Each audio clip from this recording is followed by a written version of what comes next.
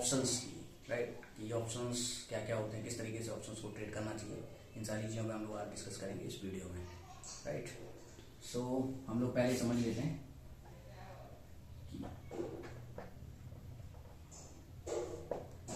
कि ऑप्शंस क्या होते हैं, राइट।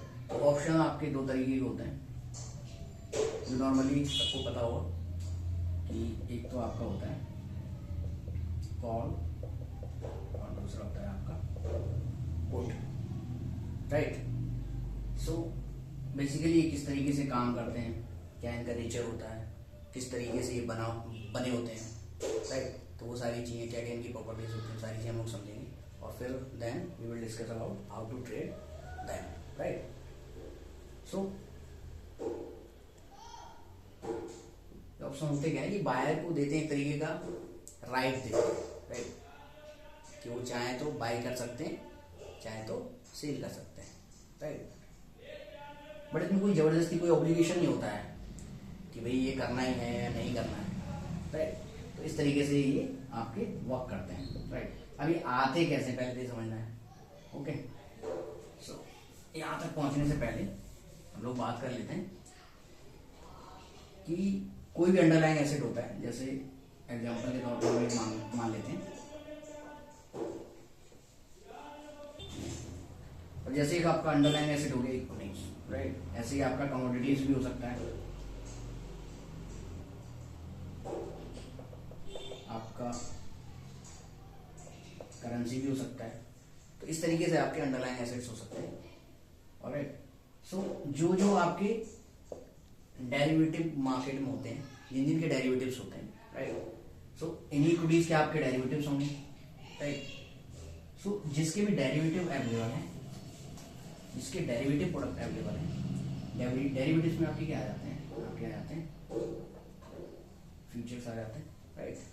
सो इनके फ्यूचर्स अवेलेबल होंगे, उन्हीं के आपके ऑप्शंस अवेलेबल होंगे, राइट, इस तरीके से। अब जैसे कोई ट्रेड करना चाहता है, एग्जांपल के तौर पे हम लोग एग्जांपल ले लेते हैं, एक इक्विटी का एग्जांपल ले लेते हैं, राइट। अब इक्विटी में कोई आपका XYZ शेयर है जो आपका ट्रेड कर रहा है, एग्जांपल के तौर पे आपका 100 रुपीज पे, राइट। अब इस 100 रुपीज के शेयर को बाई करने के लिए सपोज करो मुझे बाई करने हैं आपके मल्टीप्लाई ऑफ 1000 शेयर सपोज करो मुझे बाई करने हैं यहाँ पे, तो मोटा मोटा मुझे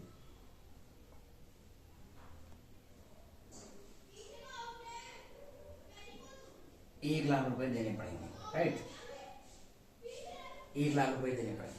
अब एग्जाम्पल के तौर पे मान लेते हैं कि हमारे पास 1,00,000 रुपए नहीं है, राइट। अब क्या, अब इसी पर्टिकुलर अंडरलाइन एसेट्स का हमारे पास कोई इसका डेरिवेटिव अवेलेबल है, सो वो है हमारा फ्यूचर। अब फ्यूचर के लिए सेम क्वांटिटी, अब एग्जांपल मान लेते हैं कि फ्यूचर में क्या होता है, आपके कॉन्ट्रैक्ट्स होते हैं, राइट, एक स्पेसिफिक लॉट का। तो स्पेसिफिक लॉट में मान के चल लेता हूँ यही जो 1000 शेयर्स है, इसी का इसका एक लॉट साइज है, राइट। सो 1000 का इसका एक आपका एक कॉन्ट्रैक्ट हो गया, राइट, मतलब इतने का एक इसका एक लॉट है।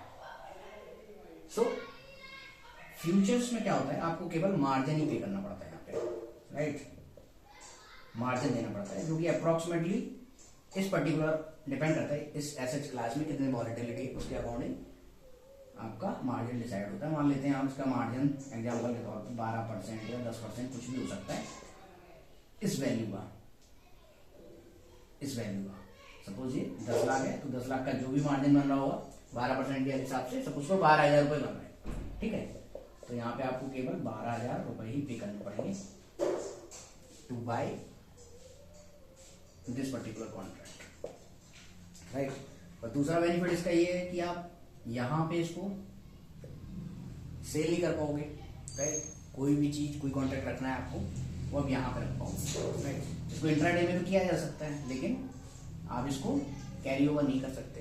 तो यहाँ पे ये भी एक फैसिलिटी होती है आपके पास फ्यूचर्स में कि आप इसको कैरी ओवर भी कर सकते हो, कि आपको लग रहा है कि नहीं आने वाले टाइम में ये शेयर गिरने वाला है, सपोज इसके टेक्निकल या फंडा जैसे भी आपको लग रहा है गिरने वाला है, तो आप इसको यहाँ पे आप इसको रख नहीं सकते, इसको कैरी ओवर नहीं कर सकते। लेकिन यहाँ पे आपके पास अवेलेबिलिटी है इसको कैरी ओवर करने की, क्योंकि ये कॉन्ट्रैक्ट है आपका, फ्यूचर कॉन्ट्रैक्ट होते हैं, राइट। इसकी वैलिडिटी आपकी एंड ऑफ द मंथ, जब उसकी एक्सपायरी होती है तब तक का रहता है, राइट। तो इस तरीके से आप यहाँ पे एक फ्यूचर कॉन्ट्रैक्ट बाई कर सकते हो अपने, जिसमें आपको केवल 12,000 देना पड़ेगा, 1 लाख रुपए देने की जरूरत नहीं है आपको, राइट। तो ये आपका जो भी अमाउंट है इसको आपको मेंटेन करना पड़ेगा। सपोज स्टॉक अगर गिर जाता है तो आपको इतने अमाउंट आपको अपने अकाउंट में रखना पड़ेगा, जो भी इसका 12% बन रहा होगा। मान लो स्टॉक 5% गिर गया आपका, एग्जाम्पल के अकाउंट पे 95 आ जाता है, राइट। तो उसके अकॉर्डिंग फिर 12% देखना पड़ेगा, जितना भी मार्जिन होगा वो आपको यहाँ पे मेंटेन करना पड़ेगा, अदरवाइज ब्रोकर आपकी पोजीशन इसको ऑफ कर देगा, राइट। बस इतना ही देना पड़ेगा। अब एग्जाम्पल आ जाते हैं हम लोग फ्यूचर्स के बाद ऑप्शंस पे। सो इसी के साथ साथ अब हमारे पास 12,000 भी नहीं है, राइट। तो आप ऑप्शंस पे आ जाओगे। अब ऑप्शन में क्या है कि हमारे पास बहुत सारे ऑप्शंस होते हैं, उसका नाम से ही पता चल रहा है कि भाई इसमें ऑप्शंस हैं, राइट। तो अब होता क्या है कि ऑप्शन हमारा स्ट्राइक प्राइस बेस्ड चलता है। जैसे ये सपोज करो आपका 100 रुपए का शेयर है, 100 रुपीज, तो इसके डिफरेंट स्ट्राइक प्राइस होंगी। जैसे आपका मान लो 105 रुपए, 110 रुपए, 115 रुपए, ऐसे यहाँ पे 95 रुपीज, 90 रुपीज, 85, 80। तो इस तरीके हमारे पास स्ट्राइक प्राइसेस अवेलेबल होंगी, राइट। तो आपको वो पर्टिकुलर स्ट्राइक प्राइस यहाँ पे बाई करने का आपके पास राइट होगा, राइट। उस पर्टिकुलर स्ट्राइक प्राइस, अब इसका रेट कुछ भी XYZ चल रहा होगा, जैसे मान लो इसका रेट आपका चल रहा है सपोज करो 5 rupees, 3 rupees, 2 rupees, 1 rupees, right. तो इस तरीके से इसका आपका रेट रहेगा, राइट। इस तरीके का रेट। अब सपोज करो आपको यही बाई करनी है, राइट, 100 रुपीज वाला है, इसको आपको सेम वही कॉन्ट्रैक्ट 1000 का है, कितना हुआ 5,000 रुपए, राइट। अब 5,000 रुपए में आप वही सेम पोजीशन बना सकते हो जो आप यहाँ पे 1 लाख देके बना रहे थे, यहाँ पे आप 12,000 देके बना रहे थे। अब यहाँ पे आपको केवल कितना देना है, ओनली 5,000। आपके पास दोनों ही ऑप्शन अवेलेबल है, आपके पास ऊपर के लिए यहाँ पे आपको केवल देना पड़ रहा है 5,000। ये आपका बहुत अमाउंट इफिशिएंट भी होता है, जिस तरीके से मैंने आपको दिखाया है, राइट। अब हम यहाँ पे आ गए ऑप्शंस पे। अब समझते हैं ऑप्शंस को। पहला हमने समझा था कॉल और दूसरा हमारा था पुट, राइट। अब कॉल हम क्यों लेते हैं? कॉल का मीनिंग ये है कि जब हम आपका तेजी देख रहे होते हैं, जब हम किसी एसेट क्लास में आपके बुलिश होते हैं, राइट, जब हम उसमें तेजी देख रहे होते हैं तो हम यहाँ पे कॉल, अभी बायर पॉइंट ऑफ व्यू से बता रहा हूँ, ठीक है, sorry buyer point of view, right. अब अगर हम किसी चीज में आपकी मंदी देख रहे होते हैं, बियरिशनेस देख रहे होंगे, राइट, तो हम उस टाइम आपके पुट बाय करें, राइट। ये बायर पर्सपेक्टिव ओनली, राइट। अब अगर सपोज मुझे वही एसेट जो XYZ मैंने अभी आपको बताया 100 रुपीज पे था, राइट, अब मैं उसमें तेजी देख रहा हूँ कि आने वाले टाइम में आपका 105, 110, 115 हो जाएगा, तो मैं क्या बाय करूंगा? कॉल बाय करूंगा यहाँ पे, राइट। अब उसी एसेट क्लास में मैं देख रहा हूँ कि वो आने वाले टाइम में 95, 90 या फिर 85, 80 ऐसा कुछ आने वाला है, तो मैं उसकी आपकी पुट बाय करूंगा यहाँ पे, राइट। ये दोनों ही सेम है बट नेचर दोनों का डिफरेंट है, ये ऊपर के लिए, ये आपकी नीचे के लिए, राइट। ये बायर पॉइंट ऑफ व्यू से, राइट। यहाँ पे इसके पास राइट है बाय करने का, राइट, यहाँ पे सेल करने का राइट है किसी भी एसेट को, राइट। इसमें कोई जबरदस्ती नहीं, कोई ऑब्लिगेशन नहीं है कि भाई आपको ये करना ही करना है, ऐसा कुछ नहीं है, राइट। अब यही बात कर लेते हैं इसमें दूसरी चीज कि अगर हमें मान लो मंदी लग रही तो हम क्यों ना इसको बेच दें, राइट, हम इसको बेच भी सकते हैं। अगर हमें मंदी लग रही है, हमें लग रहा है कि मार्केट नीचे जाने वाला है या फिर ये पर्टिकुलर एसेट नीचे जाने वाला है, तो उसको बेच सकते हैं, आप बिल्कुल बेच सकते हैं इसको। अब वो हो जाएगा हमारा सेलर पर्सपेक्टिव, राइट। अब सेलर पर्सपेक्टिव के हिसाब से क्या है कि सपोज उसको मार्केट नीचे लग रहा है, एसेट नीचे लग रहा है, तो क्या करेगा? इसको कॉल को सेल कर देगा यहाँ पे, ठीक है, कॉल को क्या कर देगा, सेल कर देगा। अब इस सिनेरियो में क्या है, यहां पे अब एक ऑब्लिगेशन आ जाती है यहाँ पे कि अगर ये आपका एक्सरसाइज होता है, राइट, अगर ये आपका कॉल ऑप्शन जिस पर्टिकुलर स्ट्राइक प्राइस का उसने बेचा है अगर वो एक्सरसाइज होता है तो यहाँ पे ऑब्लिगेशन है कि उसको ये बाई करना ही करना है, राइट। यहाँ पे सेलर के लिए एक ऑब्लिगेशन है कि भाई ये इसको बाई करना ही करना है, राइट। सेम कंडीशन इसकी भी है, अगर उसे मार्केट लग रहा है ऊपर जाने वाला है, ऐसे ऊपर जाने वाला है तो यहाँ पे वो पुट को सेल कर सकता है यहाँ पे, राइट, यहाँ पे पुट को सेल कर सकता है। सेम कंडीशन यहाँ भी अप्लाई होगी, अगर ये पर्टिकुलर एक्सरसाइज होती है उसकी स्ट्राइक प्राइस तो उसको वो चीज बाई करनी पड़ेगी, राइट। सो इस तरीके से ये आपका काम करता है, राइट। अब लोग समझेंगे कि स्ट्राइक प्राइस क्या होती है, ये सब चीजें क्या होती हैं, राइट। हम लोग समझ लेते हैं कि ऑप्शंस एक्चुअली बना कैसे होता है। सो कोई भी ऑप्शन होता है ना आपका,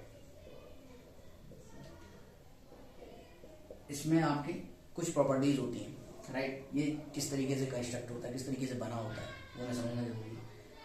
पहला इसमें क्या होता है, इसकी कुछ ना कुछ आपकी रियल वैल्यू होती है। इसमें रियल वैल्यू इसको हम बोल सकते हैं इंट्रिंसिक वैल्यू, राइट। दूसरा अपना और क्या होता है, इसमें इसकी कोई कैरिंग कॉस्ट होती है कि ये जो कॉन्ट्रैक्ट है ना इसको रखने का, राइट, रखने की कीमत देनी पड़ती है, राइट। तो वहां पे आपकी ये कैरिंग कॉस्ट होती है। एक जैसे इन्वेंट्री कॉस्ट होती है जब किसी चीज को आप स्टोर करते हो, सेम ये वैसे ही होता है।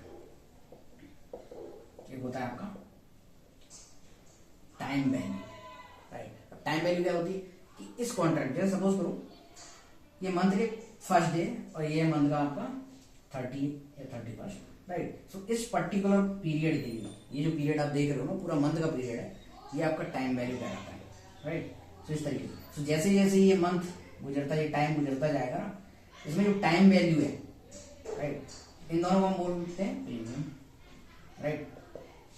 सो ये जो प्रीमियम है ये धीरे धीरे आपका घटता चला जाता है, राइट। ये घटता चला जाएगा, घटता चला जाएगा, जैसे ही एक्सपायरी आएगी ये ऑलमोस्ट 0 हो जाएगा, राइट। सो इस तरीके से काम करता है। अब इसमें कुछ भी रियल वैल्यू है वो रियल वैल्यू रह जाएगी, बाकी की सब चीजों, ये जो चीज है ना ये आपका हो जाएगा 0 एक्सपायरी पे, राइट। बचेगा केवल रियल वैल्यू। तो ये जो रियल वैल्यू बचेगी, राइट, इस रियल वैल्यू पे वो ऑप्शन करेगा आपका एक्सरसाइज। अगर उसमें कोई रियल वैल्यू है तो वो ऑप्शन आपका एक्सरसाइज होने वाला है, राइट। अगर वो वैल्यू उसमें नहीं है तो वो ऑप्शन आपका एक्सरसाइज नहीं होगा, राइट। तो ये चीज आपको समझ में आ गई कि किस तरीके से क्या क्या ऑप्शन उसमें होता है, किस तरीके से ऑप्शन बना होता है, राइट। कि इसमें भाई आपकी कोई रियल वैल्यू, कोई इंट्रिंसिक वैल्यू हो सकती है, इसमें कैरिंग कॉस्ट होती है, टाइम वैल्यू होती है, राइट, इस तरीके से। अब इसमें क्या क्या फैक्टर्स जो अफेक्ट करने वाले होते हैं, अब जैसे सपोज करो कि आपका जैसे ग्रीक्स होते हैं, राइट। सो ग्रीक्स में हमारे बहुत सारे होते हैं, जैसे आपका थीटा हो गया, राइट। थीटा किस तरीके से ऑप्शन पे इम्पैक्ट करता है, राइट। आपको हमें समझना पड़ेगा कि बेगा कैसे इम्पैक्ट करता है हमारे ऑप्शंस पे, है ना। और हमारा डेल्टा कैसे इम्पैक्ट करता है स्पेशली ऑप्शंस को, राइट। सो इस तरीके से रो कैसे इम्पैक्ट करता है, ठीक है। ये सारी चीजें हमें समझनी पड़ेगी ऑप्शंस को, सो दैट हम ऑप्शन प्राइसिंग, जो ऑप्शन प्राइसिंग होती है ना उसको हम जान सकते हैं। सो ऑप्शन प्राइसिंग बेसिकली आपकी 2-3 तरीके के जो मैथमेटिकल फॉर्मूले होते हैं उनके हिसाब से कैलकुलेट होती है। तो हम जैसे आपने यहाँ पे इंडेक्स ऑप्शन ट्रेड होते हैं और ना हमारे ब्लैक स्कॉलर फॉर्मूले पे ट्रेड होते हैं सारे, ठीक है। एक चीज और समझाने वाली है, बता देता हूँ कि जो ऑप्शन होते हैं हमारे यहाँ जो ट्रेड होते हैं ऑप्शन, वो 2 तरीके के ऑप्शन ट्रेड होते हैं। एक होता है हमारा अमेरिकन ऑप्शंस और दूसरा होता है हमारा यूरोपियन ऑप्शंस, राइट। तो ये 2 तरीके के ऑप्शन है हमारे यहाँ ट्रेड होते हैं। अब जितने भी हमारे यहाँ इंडेक्स ऑप्शंस ट्रेड होते हैं, जितने भी इंडेक्सेस हैं उनके जितने भी ऑप्शन होते हैं वो हमारे सारे होते हैं आपके यूरोपियन ऑप्शंस। अब यूरोपियन ऑप्शन और अमेरिकन ऑप्शंस में क्या डिफरेंस है, किस तरीके से वर्क करते हैं, बता देता हूँ। ये वाले जो ऑप्शंस है ना, ये आपके यूरोपियन ऑप्शंस हैं, या जो हमारे जितने भी निफ्टी, बैंक निफ्टी और आपके सेंसर की इस तरीके के ऑप्शन हैं, ये सारे हमारे एक्सरसाइज होंगे कब? एट एक्सपायरी पे, राइट। सो ये सारे ऑप्शन हमारे एक्सपायरी पे जाके एक्सरसाइज होंगे, राइट। और ये वाले ऑप्शन है ना अमेरिकन, इन्हें हम कभी भी एक्सरसाइज कर सकते हैं, राइट। सो जितने भी अपने यहाँ पे स्टॉक ऑप्शन हो गए, राइट, जिन्हें हम कभी भी एक्सरसाइज कर सकते हैं। इसमें क्या होता है, इसमें आपको पर्टिकुलर डिलीवरी देनी पड़ती है, राइट। सो इनको हम कभी भी एक्सरसाइज कर सकते हैं, जैसे कमोडिटी हो गया, राइट। सो इसी तरीके से ऑप्शंस पे वर्क करता है, राइट। बट इनमें क्या है, जब एक्सपायरी आएगी तभी ये चीज एक्सरसाइज हो सकती है, उससे पहले एक्सरसाइज नहीं हो सकती, राइट। सो ये चीज हमें समझ में आ गई कि अमेरिकन ऑप्शन और यूरोपियन ऑप्शंस क्या है और हमारे इंडियन मार्केट में किस तरीके से काम कर रहे होते हैं। सो ये चीज हमें क्लियर हो गई कि ऑप्शंस किस तरीके, अमेरिकन ऑप्शन क्या है, यूरोपियन ऑप्शंस क्या है।